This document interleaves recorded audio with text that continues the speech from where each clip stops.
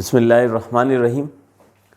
First year students, exercise 3.6 हमारी discussion में थी और आज हम जो है इस एक्सरसाइज का क्वेश्चन नंबर 5 जो है वो डिस्कस करने वाले हैं। लेक्चर नंबर है हमारे पास 9। ये हमारा आखिरी क्वेश्चन है। क्वेश्चन नंबर 5 जो है इसमें हमारे पास 4 पार्ट्स हैं। कोशिश करते हैं आज अगर कंप्लीट हो जाते हैं इस लेक्चर में, वरना फिर नेक्स्ट लेक्चर में हम इसको जो है वो कंप्लीट करेंगे। तो सबसे पहले क्वेश्चन आपके सामने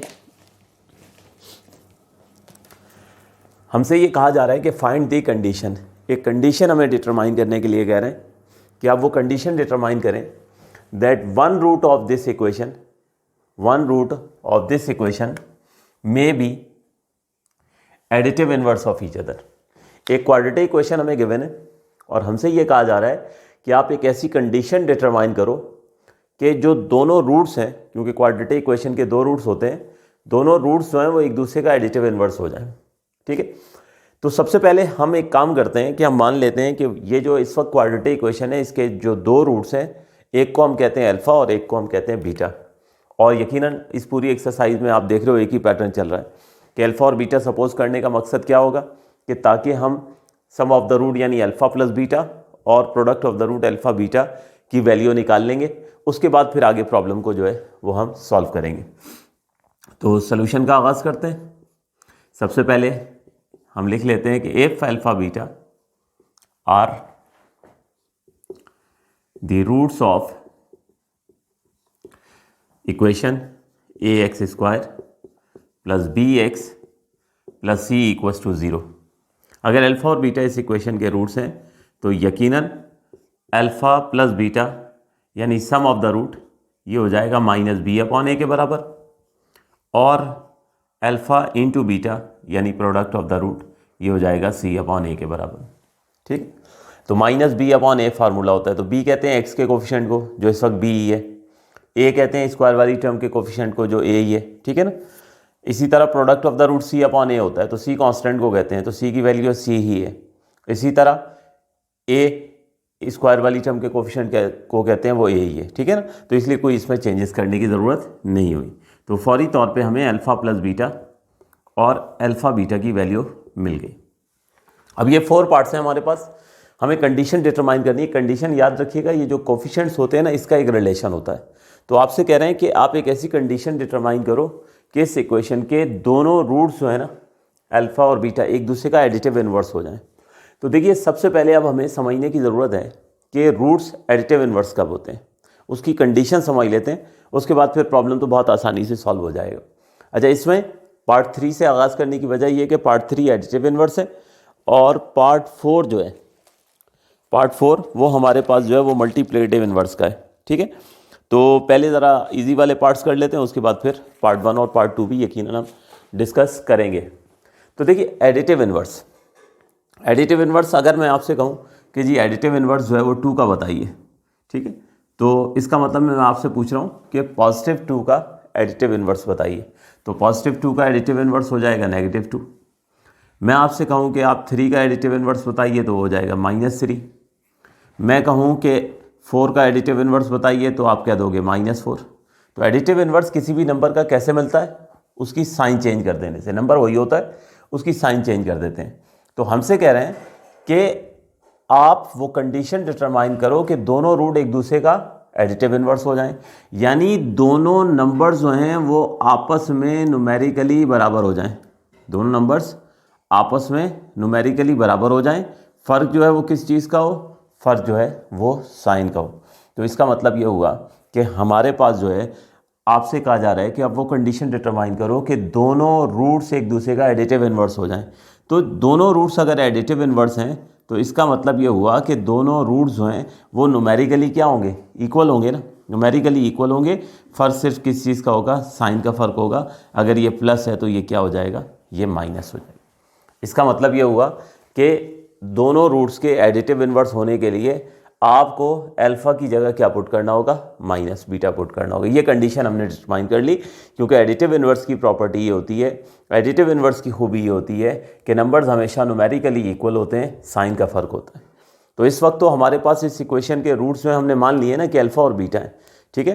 तो अल्फा और बीटा अगर एक दूसरे का एडिटिव इनवर्स हैं तो यकीनन ये न्यूमेरिकली इक्वल होंगे, इस लॉजिक से ये जो हमने देखी है, ठीक है। फर्क सिर्फ क्या होगा, साइन का फर्क होगा। अच्छा, इसमें एक को पॉजिटिव एक को नेगेटिव, आपकी चॉइस है, किसी को भी ले सकते हैं, ठीक है। तो मैंने अल्फा को पॉजिटिव मान लिया और बीटा को नेगेटिव मान लिए। तो अब इस लॉजिक से हमारे पास जो है वो, अगर अल्फा और बीटा एक दूसरे का एडिटिव इनवर्स हैं तो यकीनन हमारे पास अल्फा जो है वो किसके बराबर होगा, माइनस बीटा के बराबर होगा। तो अल्फा की जगह माइनस बीटा जो है वो मैंने यहाँ सब्स्टिट्यूट करना है। वो अब देखते हैं कि इक्वेशन 1 में पुट करें या इक्वेशन नंबर 2 में पुट करें, तो वहाँ से हमें जो है वो कंडीशन जो है वो मिल जाएगी। तो we know that if alpha beta are the additive inverse of each other, then alpha equals to minus beta, ठीक है। अगर दोनों एक दूसरे का एडिटिव इनवर्स है तो फिर यकीनन अल्फा जो है वो किसके बराबर होगा, माइनस बीटा के। तो therefore put alpha equals to minus beta in equation number 1। तो हम इक्वेशन नंबर 1 में जो है वो सब्स्टिट्यूट कर देते हैं, ठीक है। तो अब ये कंडीशन आप याद रखिएगा, ये एडिटिव इनवर्स की खूबी, ये एडिटिव इनवर्स की प्रॉपर्टी, ये आपके माइंड में होनी चाहिए कि हर वो नंबर एक दूसरे का एडिटिव इनवर्स होते हैं जो न्यूमेरिकली इक्वल होते हैं लेकिन अपोजिट इन साइन होते हैं, ठीक है। तो इस वक्त हमने माने थे इस इक्वेशन के रूट्स अल्फा और बीटा है, तो इसका मतलब अल्फा और बीटा न्यूमेरिकली इक्वल है, ठीक है। क्योंकि हमें तो कंडीशन डिटरमाइन करनी है ना, कि एक ऐसी कंडीशन डिटरमाइन करें कि दोनों रूट एक दूसरे का एडिटिव इनवर्स हो जाएं। तो हमने यहाँ से स्टडी कर लिया कि एडिटिव इनवर्स के लिए ज़रूरी है कि दोनों रूट्स जो हैं वो न्यूमेरिकली जो है वो इक्वल हों और अपोजिट इन साइन हो। तो बस ये कंडीशन अब हम जो है वो पुट करेंगे। मैं पुट करने जा रहा हूँ इस वक्त alpha equals to minus beta, और इसको मैं पुट करूँगा इक्वेशन नंबर 1 में।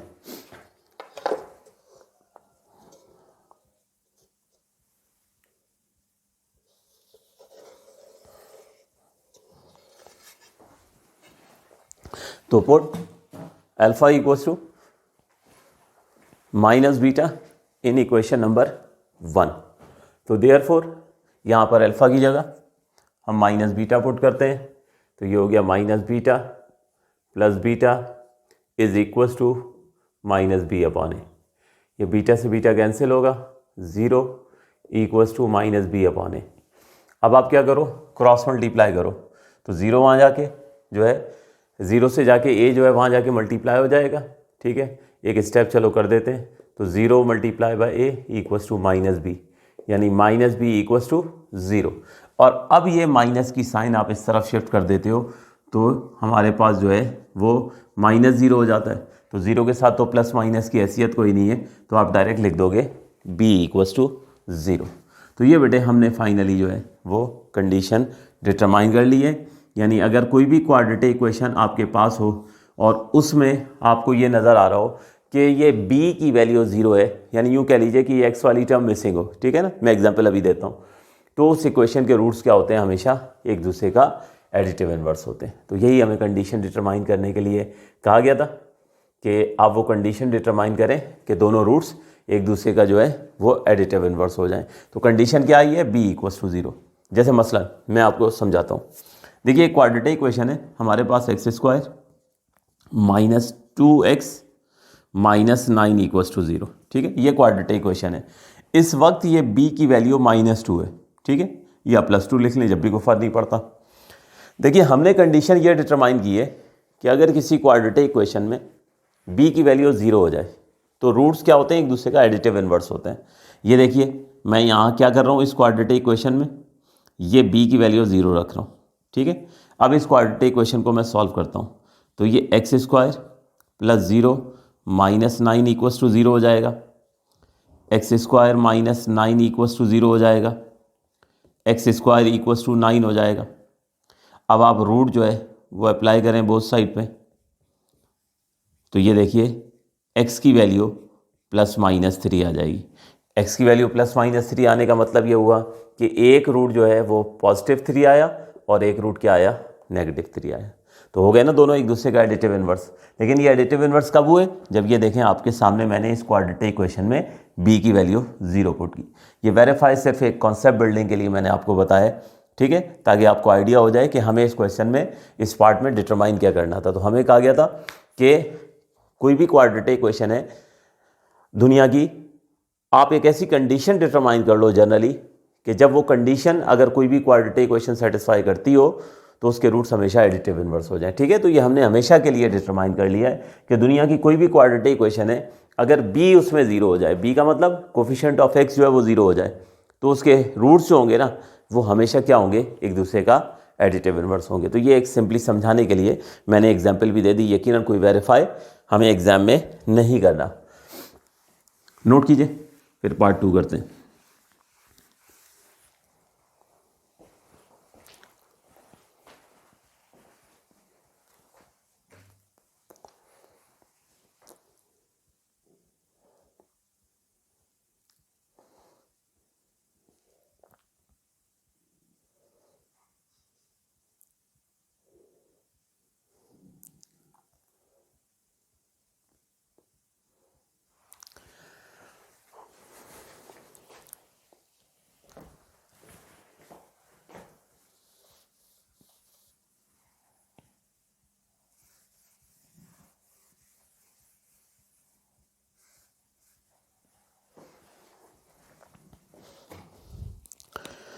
पार्ट नंबर 4, पार्ट नंबर 4 में कह रहे हैं कि आप वो कंडीशन डिटरमाइन करें कि रूट से एक दूसरे का मल्टीप्लिकेटिव इन्वर्स हो जाए।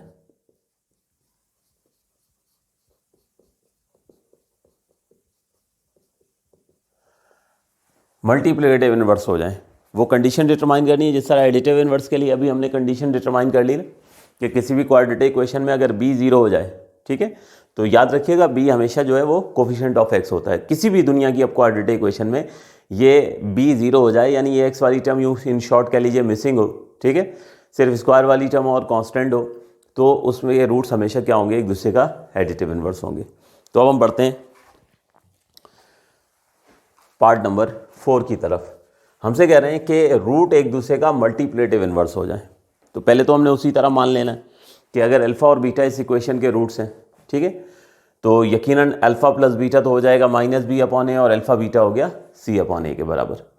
तो अब हम यहाँ जानते हैं कि we know that if alpha beta are the multiplicative inverse of each other, multiplicative inverse of each other, then alpha equals to 1/बीटा, ठीक है। तो अल्फ़ा को किसके बराबर होना चाहिए? ये होना चाहिए 1/बीटा के। तो so put alpha equals to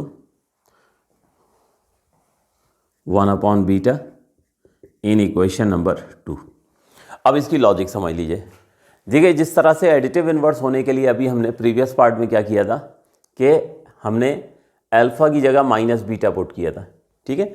बिल्कुल इसी तरह अब मैं आपको कंडीशन डिटरमाइन करा दूं मल्टीप्लिकेटिव इन्वर्स के लिए कि कभी भी रूट मल्टीप्लिकेटिव इन्वर्स होंगे, ठीक है, तो क्या होगा? हमेशा अल्फ़ा जो है वो किसके बराबर होगा? 1/बीटा के बराबर होगा। आइए इसकी लॉजिक देखते हैं कि मैंने अल्फ़ा की जगह 1/बीटा क्यों पुट किया।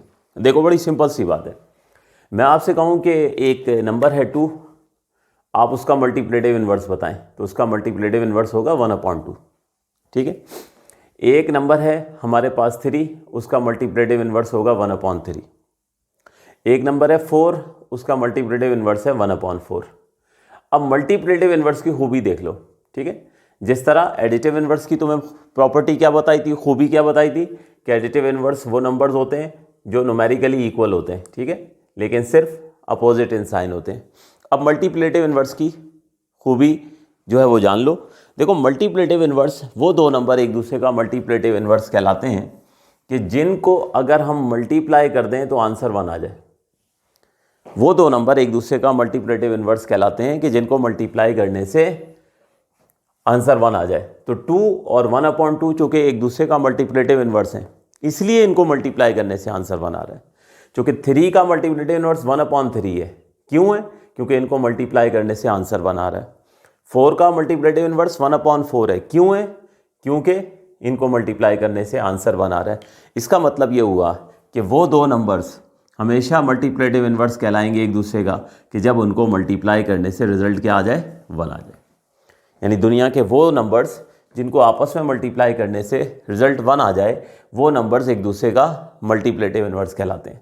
तो अगर अल्फ़ा और बीटा हमारे पास दो नंबर हैं और अगर ये दोनों एक दूसरे का मल्टीप्लेटिव इन्वर्स हैं तो इनको भी तो मल्टीप्लाई करने से रिजल्ट क्या आना चाहिए, 1 आना चाहिए। और यहाँ से अगले स्टेप में मैं अगर बीटा को नीचे ले जाऊँ तो ये लीजिए अल्फ़ा आ गया 1/बीटा। तो ये जो लॉजिक मैं बता रहा हूँ ना, ये भी आप लोग एडिटिव इन्वर्स वाली हो गई, मल्टीप्लेटिव इन्वर्स वाली हो गई, ये साइड पे अपने लिए नोट कीजिएगा, वरना ये बाद में समझ में नहीं आएगा क्यों किया था। ठीक है, तो ये बहुत ज़्यादा ज़रूरी है। तो अब हम क्वेश्चन को अब तो प्रोसीड करेंगे, तो 2-3 स्टेप्स में क्वेश्चन जो है वो हो जाएगा। यहाँ पर वीडियो को रोक कर आप लोग ज़रा इसको कंडीशन को नोट करें, फिर उसके बाद कंटिन्यू करते हैं।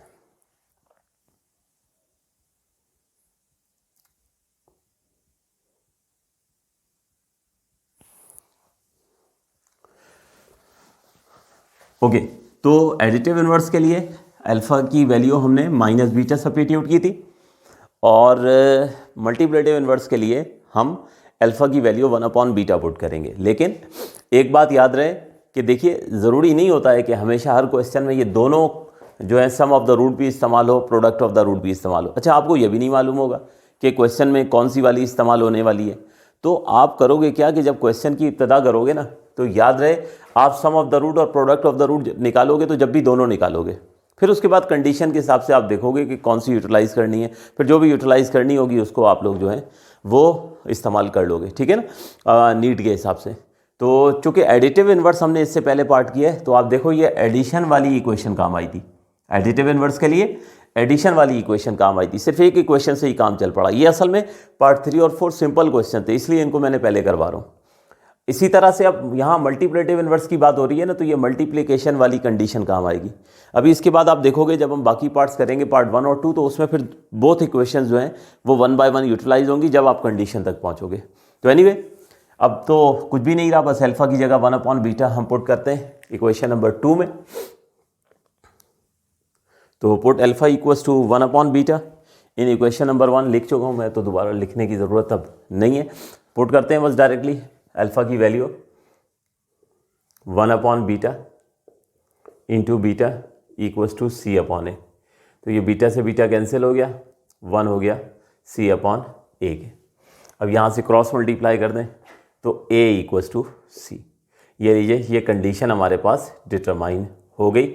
यानी फैसला ये हो गया, आपने कंडीशन ये डिटरमाइन कर ली कि अगर दुनिया की कोई भी क्वाड्रेटिक इक्वेशन है, उसमें अगर A और C सेम हो जाए, A और C की वैल्यू सेम हो जाए, तो उस सूरत में उसके रूट्स जो होते हैं वो हमेशा जो है क्या होते हैं, एक दूसरे का मल्टीप्लिकेटिव इन्वर्स होते हैं। मसलन जैसे ये क्वाड्रेटिक इक्वेशन है, ठीक है, 9x² - 8x + 9 = 0। ठीक है, अब मैं इस क्वाड्रेटिक इक्वेशन को सॉल्व नहीं कर रहा, लेकिन सॉल्व किए बगैर मैं आपको 100% गारंटी दे सकता हूं कि चूंकि इसमें A और C की वैल्यू सेम आ रही है, तो इसके जब भी रूट्स निकालोगे आप, जो भी रूट्स निकलेंगे इसके होंगे वो एक दूसरे का मल्टीप्लेटिव इन्वर्स। ठीक है, जैसे मिसाल के तौर पे मैं ये लिख दूं 2x² - 3x + 2 = 0। जब भी कोई क्वाड्रेटिक इक्वेशन में आप देखो कि A और C जो है वो सेम है, तो उसके रूट जैसे भी होंगे एक दूसरे का मल्टीप्लिकेटिव इन्वर्स। ठीक है, तो ये था हमारा पार्ट नंबर 4। ज़रा नोट कीजिए इसको quickly.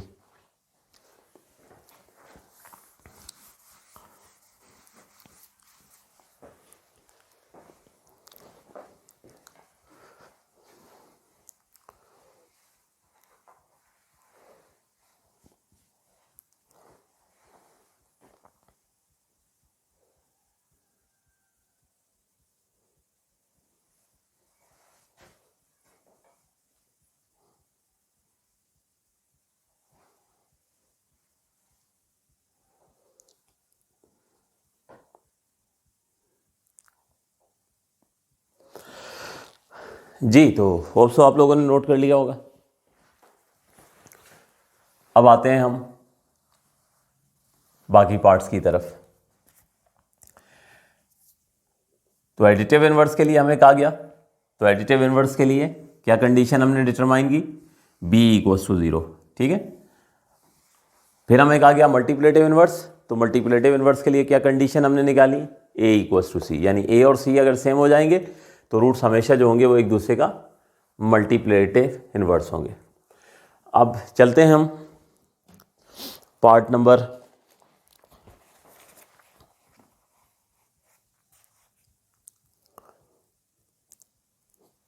One, 3 times the other. Part number 1 है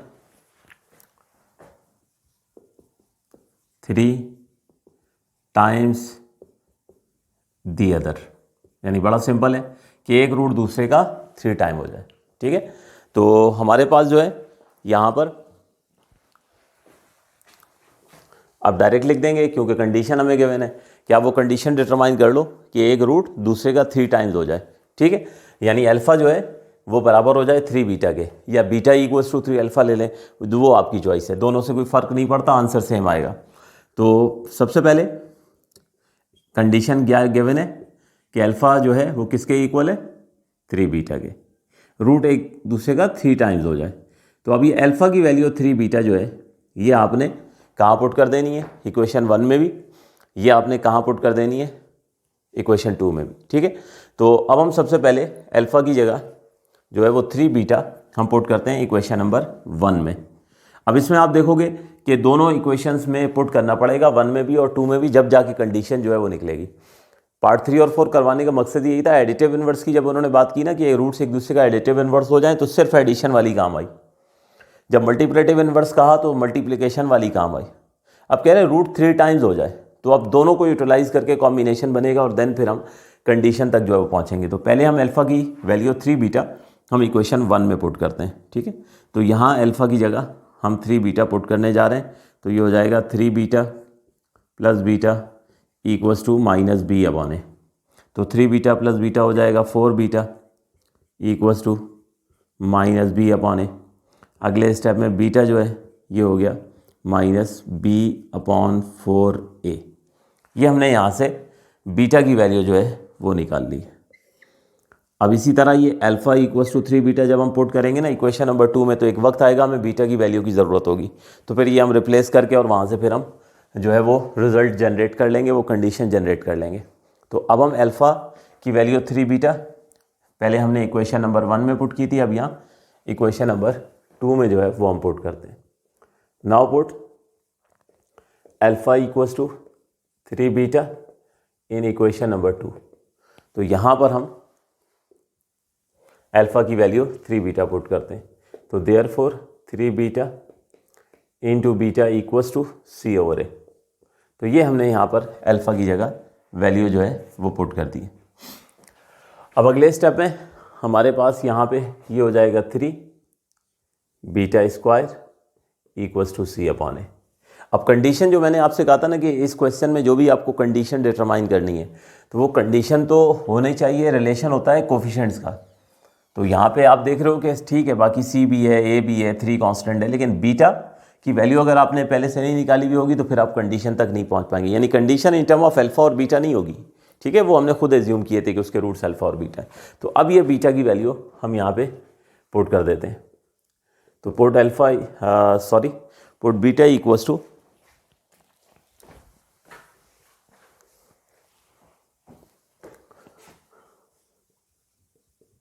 माइनस बी ओवर 4a, ये हम सब्स्टिट्यूट करेंगे। तो therefore 3 into minus B over 4a square equals to C over A.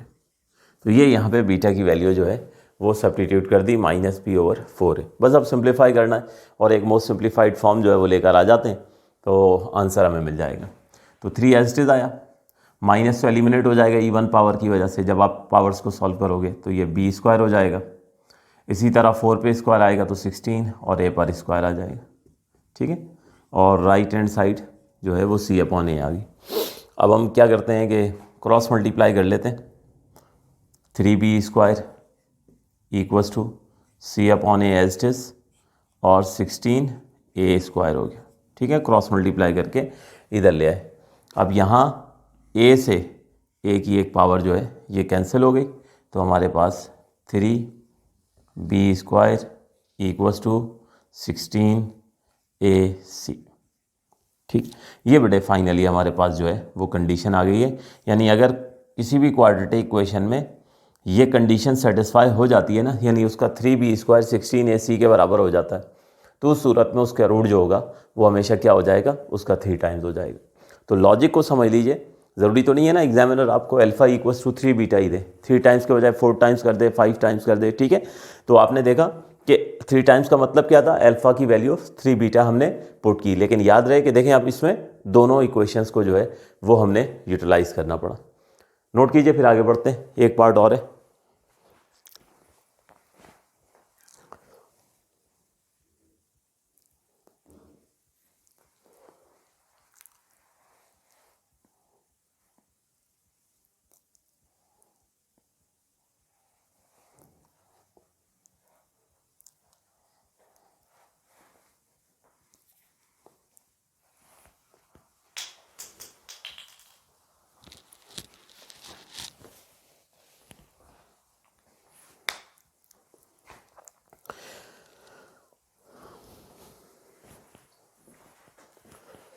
Okay तो स्टूडेंट्स, ये था आज का लेक्चर नंबर 9 हमारा, एक्सरसाइज 3.6। इसमें हमारे पास एक पार्ट जो है वो और मज़ीद जो है वो रह गया, तो इंशाल्लाह फिर उसको आगे फर्दर लेक्चर में जो है वो हम कंटिन्यू करेंगे, और वो इंशाल्लाह हमारा लास्ट लेक्चर होगा जिसमें हमारा ये चैप्टर नंबर 3 जो है ये कंप्लीट हो जाएगा। तो नेक्स्ट लेक्चर में हम कंटिन्यू करते हैं। थैंक यू एंड अल्लाह हाफ़िज़।